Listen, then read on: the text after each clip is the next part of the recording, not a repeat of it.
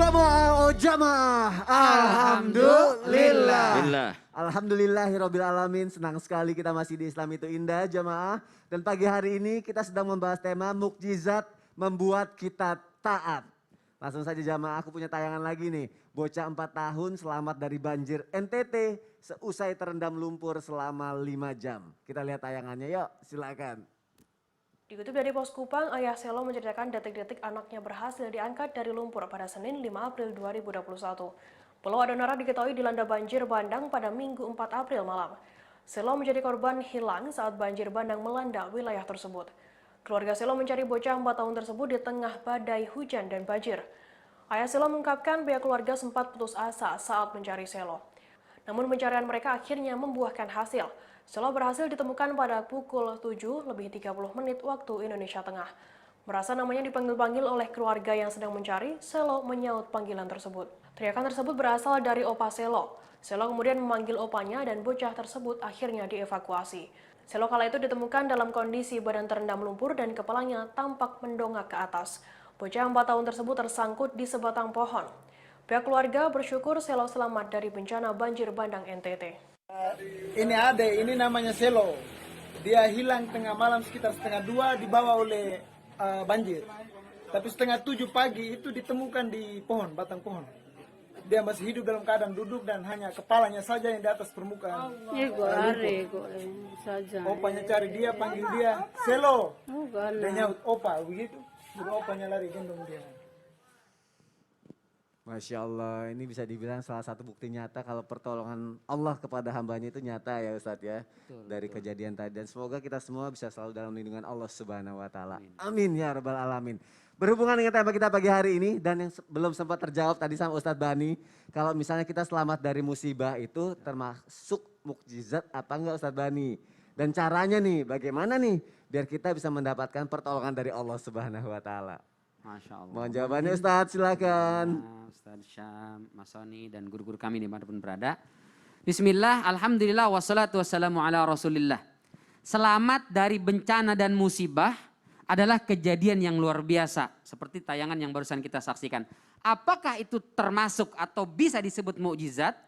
Tadi sudah disinggung oleh guru kita Ustadz Maulana, bahwa mukjizat hanya diberikan kepada para nabi dan rasul. Maka kami katakan kejadian itu tidak bisa disebut sebagai mukjizat. Sebagaimana Az-Zarqani dalam Manahilul Irfan mengatakan mukjizat hanya diberikan kepada para nabi dan rasul. Selain itu tidak ada mukjizat. Lalu apa dong Ustadz namanya? Jadi kejadian-kejadian luar biasa itu ada beberapa jenis. Yang pertama untuk kepada calon para nabi dan rasul ketika mereka masih anak-anak. Itu disebut dengan irhas. Lalu ketika mereka sudah jadi nabi dan rasul disebut mukjizat.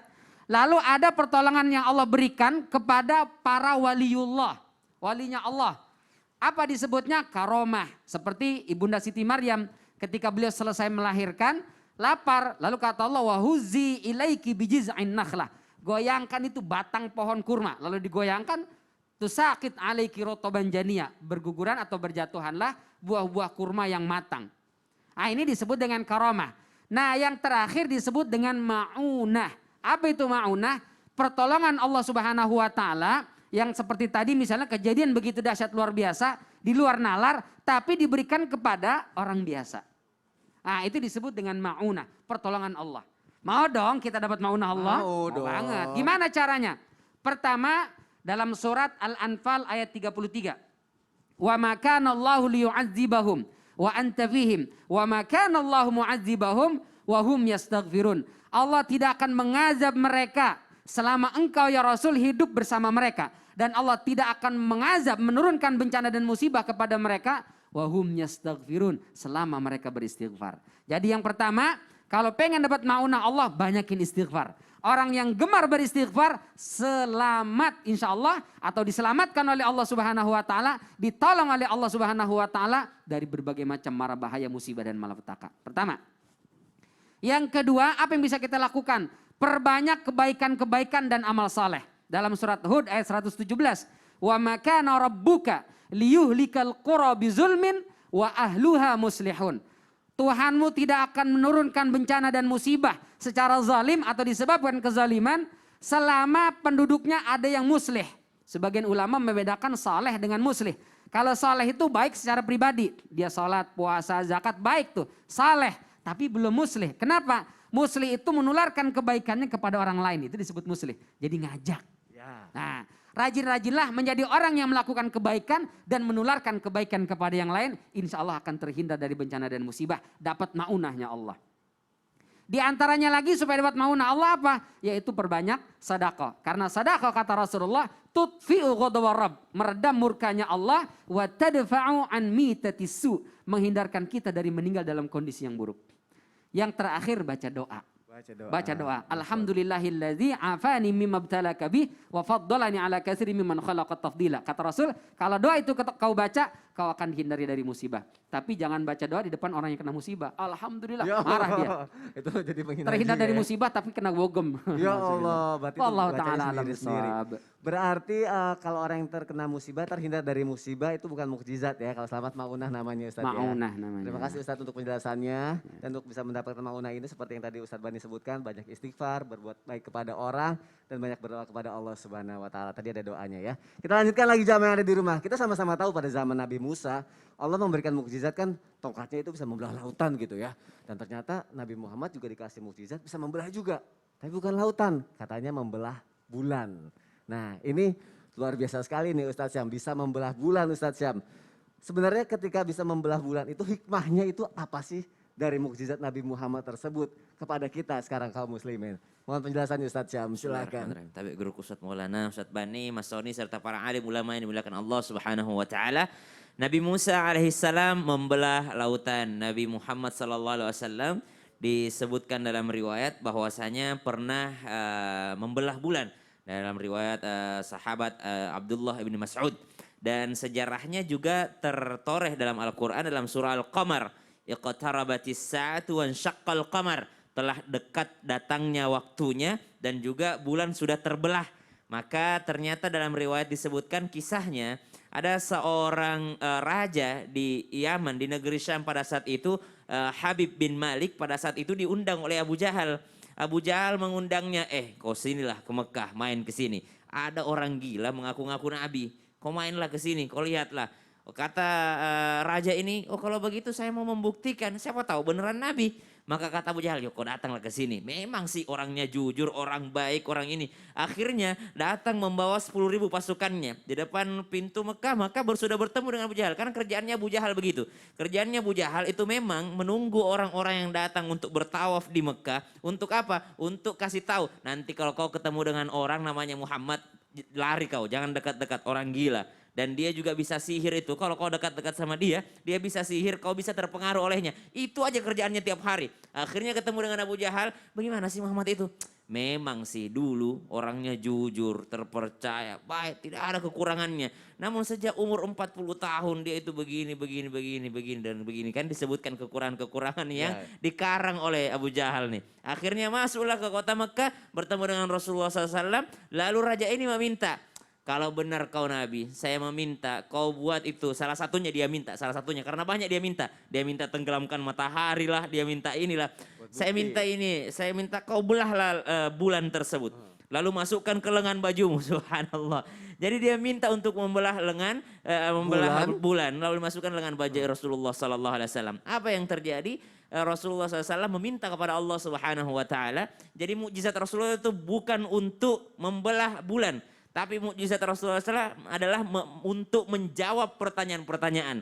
Pertanyaan yang banyak dijawab dengan Al-Quran. Pertanyaan seperti itu dijawab juga dengan mukjizat Rasulullah SAW yang lainnya. Akhirnya dibelah bulan tadi, maka raja tersebut mengatakan saya benar-benar bersaksi. Bukan hanya itu, saya minta satu permintaan lagi. Kata Rasulullah SAW, engkau punya anak yang cacat kan? Maka anakmu itu telah disembuhkan oleh Allah Subhanahu wa taala. Maka raja itu pun bersaksi bahwa tidak ada Tuhan selain Allah dan Muhammad adalah utusan Allah. Namun tidak dengan orang sekitarnya. Orang sekitarnya cuma mengatakan, itu kan saya bilang juga apa? Muhammad itu tukang sihir. Subhanallah. Apa hikmahnya untuk kita sekarang ini? Ternyata mukjizat-mukjizat seperti ini pun masih didustakan oleh orang-orang pada saat itu. Keimanan itu bukan karena kita melihat Nabi Musa membelah lautan. Keimanan itu bukan karena kita melihat Nabi Isa menghidupkan orang mati karena izin Allah. Keimanan bukan dari situ. Tapi keimanan itu ada di dalam hati kita. Lihat bagaimana Sayyidina Abu Bakar As-Siddiq radhiyallahu anhu arda. Beliau mengatakan, kalau Muhammad yang bilang saya percaya. Apapun yang dikatakan Rasulullah SAW, saya percaya. Kenapa? Karena memang terkenal kejujurannya. Allahumma salli wa sallim alaihi. Berarti pada zaman itu udah dikasih lihat yang kayak gitu aja orang masih belum percaya ya. Iya, tukang sihir sekarang aja orang dengar ceramah. Ayolah Iya. paling itu ceramahnya gini-gini. Orang aja lihat Al-Quran sekarang itu masih banyak yang membantah. Masya Allah, semoga berarti dengan kita melakukan kebaikan insya Allah orang jadi percaya ya, ya Allah. Betul. Terima kasih Ustaz Syam untuk penjelasannya, jazakallah khair. Jamaah yang ada di rumah langsung aja yuk, sekarang aku mau masuk ke segmen yang ditunggu-tunggu sama jamaah nih. Kenapa? Karena banyak jamaah yang udah mengirimkan pertanyaannya ke media sosial kita. Langsung aja kita masuk ke segmen Tanya Dong Ustadz. Kami semua tanya dong Ustadz. Alhamdulillahirrahmanirrahim. Langsung aja ya, aku buka nih pertanyaan dari jamaah yang udah ada di Instagram Islam Itu Indah. Nih, ada video aku sama, ada Ustadz Bani, Masya Allah Ustadz. Nih kita lihat pertanyaannya kira-kira banyak banget nggak ya? Banyak Ustadz. Oke, ini dari yang pertama aja deh, yang ini ya. Dari yang paling awal ya, kelihatan nih dari Farid_reader. Langsung aja ya, Assalamualaikum Ustadz Guru Maulana. Mohon bertanya, Ustadz Guru Maulana mohon bertanya, apakah dengan niat semalam mau puasa, begitu mau sahur tiba-tiba kedatangan tamu bulanan. Apakah niat itu keterima atau tidak ya? Terima kasih Pak Ustadz, wassalam. Ustadz Maulana mohon jawabannya Baik, Iya, Ustadz. bismillahirrahmanirrahim. Allahumma shalli ala sayyidina Muhammad wa ala sayyidina Muhammad. Selamat, Anda tetap dapat pahala. Karena sudah ada niat. Nah, ini malamul niat, sudah dapat sampai niatnya. Dan kalau tidak kesampaian karena bukan keinginannya, bukan kehendaknya, tapi qadarullah, hari itu dia halangan. Jadi bukan penyebab dia, tapi memang sudah ditakdirkan, tapi tetap dapat pahala. Dan sebenarnya gini, jadi pada posisi seperti itu, jadi aku udah niat puasa tapi tiba-tiba karena batal, karena halangan, jadi kita bisa melakukan banyak hal juga. Bikin takjil buka puasa, kan sudah niat, berarti sudah ada buka puasanya. Nah, bawakan buat orang-orang yang berpuasa hari ini. Jadi sudah asar nanti siapin, aku udah siapin nih. Bukannya di sini ya, kebetulan ya. Jadi kita juga memberikan pelayanan. Jadi orang yang tidak berpuasa karena sebab bisa jadi pelayan buat orang yang berpuasa. Karena ketika kita menjamu orang yang buka puasa, kau akan dapat pahala seperti mana orang yang berpuasa tanpa mengurangi pahala orang yang berpuasa itu. Jadi tetap dapat pahala. Tetap dapat pahala. Karena ya. niatnya sampai. Niatnya sampai, insya Allah, Masya Allah. Terima kasih Ustadz Maulana untuk Iya. penjelasannya. Tapi jangan cuma niat. Tapi jangan cuma niat doang. Besok-besok niat doang jadinya. Semoga terjawab ya jamaah yang ada di rumah ya. Pertanyaan selanjutnya nih, aku cari lagi dulu ya. Oke, sekarang dari ini deh. Iin Handayani 2 ya. Assalamualaikum Ustadz, saya mau tanya. Saya ingin berkurban tapi kata orang tua saya ternyata saya belum diakikah. Apakah saya harus akikah dulu? Terus mau tanya nih, kalau akikah itu sebenarnya wajib untuk yang mampu saja atau wajib bagi setiap muslim? Gimana Ustadz? Terima kasih jawabannya. Ustadz, saya mohon jawabannya Ustadz. Akikah dan kurban. Kurban itu tanggung jawab masing-masing, sedangkan akikah itu tanggung jawab orang tua. Jadi kita ini masing-masing kalau mau berkurban silahkan berkurban. Urusan belum diakikah atau sudah diakikah itu urusannya orang tua. Apalagi orang tua tahu kalau belum diakikah. Tapi subhanallah, kalau ditanyakan yang mana didahulukan, akikah atau kurban, lihat waktunya. Waktunya kurban itu tinggal sedikit lagi, hanya durasinya cuma 3 hari gitu ya. 4 hari sama dengan hari lebarannya. Maka subhanallah didahulukan kurbannya. Kenapa? Karena durasinya cuma 4 hari. Kalau akikah, kalau sudah lewat dari 7, 14, 21, maka bebaslah kapan semampunya saja. Dan anak pun tidak bertanggung jawab atas akikahnya sendiri. Yang bertanggung jawab adalah orang tua. Sekarang orang tua tidak mampu tapi sadar anaknya belum diakikah. Maka anak boleh membantu orang tua. Bukan anak yang mengakikahi dirinya tapi uangnya kasih ke orang tuanya beli kambing. Ya, orang tuanya yang tetap mengakikahi kepada anaknya. Bagaimana kalau orang tuanya sudah meninggal dunia? Boleh mengakikahkan diri sendiri. Apakah hukumnya wajib? Tidak wajib. Tapi sunnah yang sangat dianjurkan. Baik, Masya Allah. Terima kasih Ustadz Syam untuk jawabannya. Semoga terjawab ya jamaah yang ada di rumah. Jangan kemana-mana, nanti segmen 4 aku mau bacain lagi pertanyaan dari jamaah. Jamaah udah nanya, sekarang giliran aku mau nanya lagi. Abis seru banget ya jamaah pembahasannya ya Ustadz Bani ya. Aku mau nanya dong mengenai mukjizat, ada nggak nih Ustadz Bani? Mukjizat mengenai keimanan tentang ayah atau orang tua kepada anaknya. Wah, Mas Sony sebagai seorang ayah nih ya. Iya. Butuh nih cerita Butuh ya. banget. Masya Allah, Apa, Ustaz? ada nih. Asik. Tapi sebenarnya rahasia ini. Karena Mas Sony aja yang nanya, kasih tahu nih ya. Kasih tahu apa Tahu. dong kalau Tapi gitu? setelah yang satu ini gimana? Setelah yang satu ini lagi.